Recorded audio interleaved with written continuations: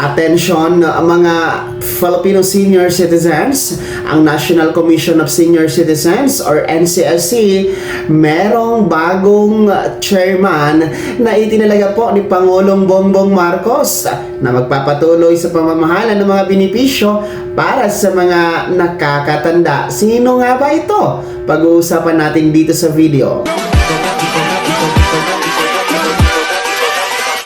Hold up.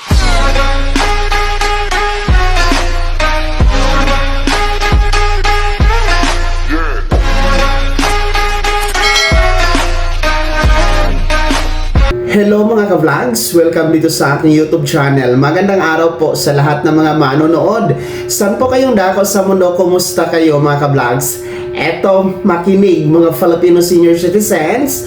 Ang National Commission of Senior Citizens or NCSC, meron po tayong bagong chairman na itinalaga po ni Pangulong Bongbong Marcos at siyang magpapatuloy sa pamamahala para sa mga benepisyo na i-implement para sa inyo mga nakakatanda. Mamaya-maya kilalanin natin. Pero kung bago ka pa lang dito sa aking YouTube channel o di kaya di ka pa nakasubscribe, i-click nyo muna ang subscribe button na nasa baba. Huwag kalimutan na pindutin ang notification bell. Ilagay nyo po sa all para updated ka sa lahat ng mga videos na i-upload ko. So eto na nga po, no, makinig kayo mga lolo at lola.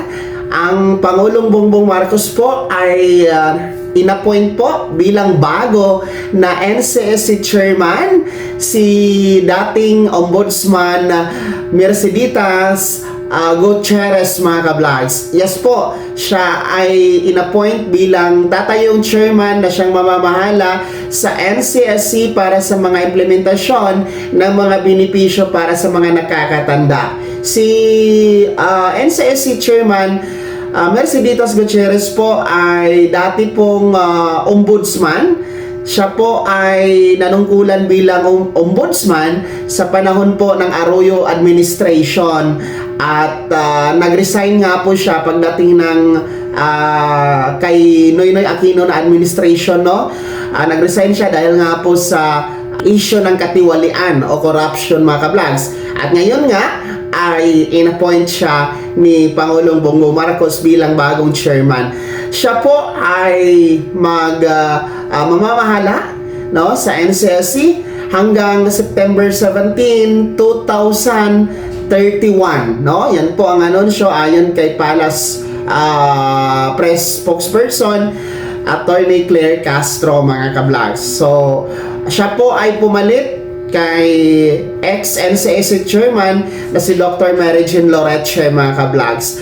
And ang pagpapalit naman po ng chairman ay hindi naman po yan siya bago, no? Talagang nangyayari po yan. Even the directors, no, and mga commissioners, may mga aalis, may mga papalit po talaga. Pero rest assured na ang mga benepisyo para sa inyo, just like the cash benefits, gaya ng Centenarian Cash Gift na 100,000 pesos, yung Expanded Centenarian Cash Gift na 10,000 pesos, magpapatuloy po yan, no? Yung ating Senior Citizen Community Care Center, the Livelihood Program para sa ating mga nakakatanda ay magpapatuloy po yan. Walang magbabago ha.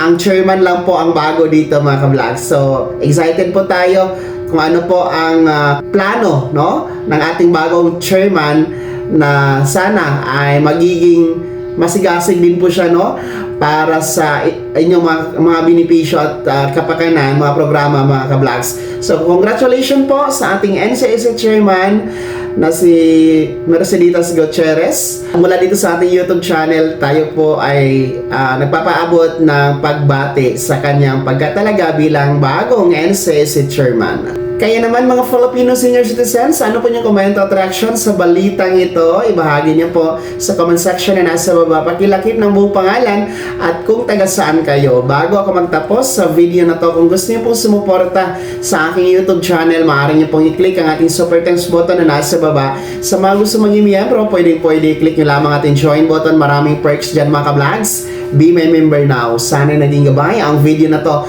Kahit pa paano na pag-uusapan natin ang mga mahahalagang bagay-bagay na may kinalaman sa ayuda, programa at benepisyo ng mga senior citizen. Kung hindi ka pa nakasubscribe dito sa aking YouTube channel, maaari nyo nang i-click ang ating subscribe button na nasa baba. Huwag kalimutan na pindutin ang notification bell. Ilagay niyo po sa all para updated ka sa lahat ng mga videos na i-upload ko. Maaari nyo ding i-like ang video na to at kung meron ka pa mga katanungan, maaari nyo i-komento sa comment section na nasa baba. Paki-follow na din po ang aking official Facebook page na nasa screen nyo. Muli po, ako si Daniel Timpawa na nagsasabing dito sa aking YouTube channel, Pawang Katotohanan at lahat totoo lamang.